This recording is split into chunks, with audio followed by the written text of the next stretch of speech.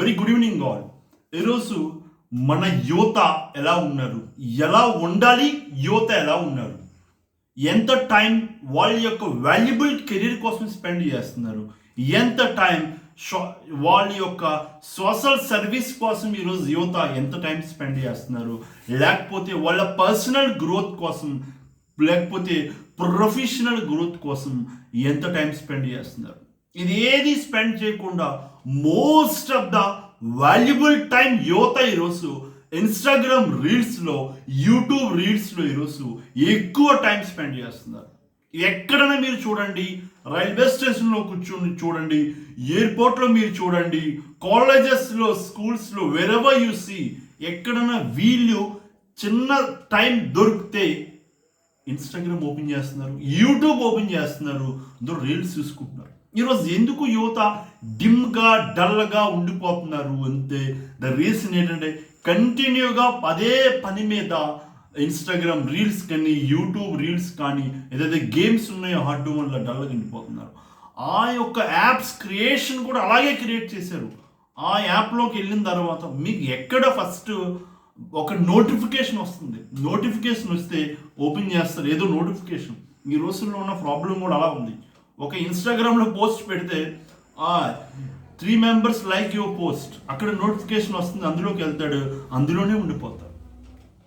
Social టైంలో నాకు web సిరీస్లో 2020లో తీశారు, వాళ్ళు చెప్పారు అందులో ఈ యొక్క యాప్స్ ఎవరైతే క్రియేట్ చేశారో ఆ క్రియేషన్లో అలాగే ఎవరైతే ఇన్స్టాగ్రామ్ కానీ, ఫేస్బుక్ కానీ ఎలా క్రియేట్ చేశారంటే ఒకవేళ అందులో లాగిన్ అవి అందులో ఉండిపోయేలా క్రియేట్ చేశారు. అది అవర్స్ టైం కూడా తెలియదు అందులో ఉంటాయి.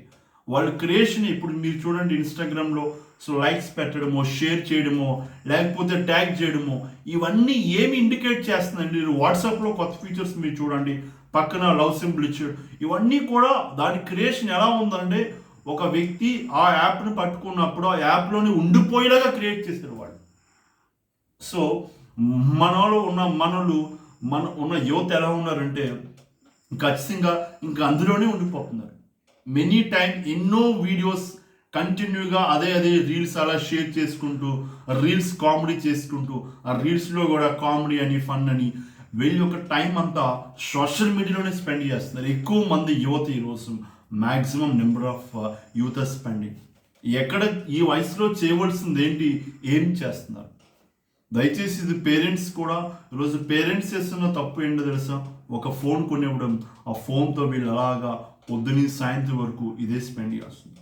ఈరోజు యువతనే కాదు, ఒక 4 years నుంచి 4 సంవత్సరాలు పుట్టిన బాబు నుంచి 40-50 సంవత్సరాల వరకు కూడా వీళ్ళందరూ ఎక్కడంటే మీరు చూడండి చాలా ట్రైన్ యాక్సిడెంట్స్ ఇవన్నీ ఎందుకు జరుగుతాయి, చాలా ట్రైన్ దగ్గరే ఇన్స్టాగ్రామ్లో రీల్ షూట్ చేసుకోవడం, వీడియో షూట్ చేసుకోవడం, ఇవన్నీ కూడా యువతని సో ఖచ్చితంగా వాళ్ళ యొక్క గోల్స్ని డైవర్ట్ చేసేలా ఉంది ఈరోజు సమాజం కూడా. వన్స్ అపాన్ ఏ టైం ఎందుకు ఇంత సక్సెస్ సాధించారు, మన భారతదేశంలో ఉన్న స్వామి వివేకానంద ఎలా ఉండేవారు అప్పుడు ఫోన్స్ అది లేకుండా, యువత ఎలా ఉండాలని కోరుకున్నారు, అబ్దుల్ కలాం గారు ఎలా ఉన్నారు, మన యువత ఎలా ఉండాలని కోరుకున్నారు, ఇప్పుడు మన యువత ఎలా ఉంటున్నారు చూడండి, మీరు అబ్జర్వేషన్ చేయండి.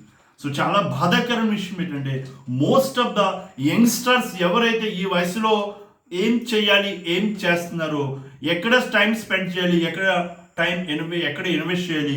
సో ఈరోజు నెట్ కూడా మీరు అన్లిమిటెడ్ 5G, అన్లిమిటెడ్ 4G ఎప్పుడైతే ఉందో దే ఆర్ కంటిన్యూగా అందులోనే ఉండిపోతున్నారు.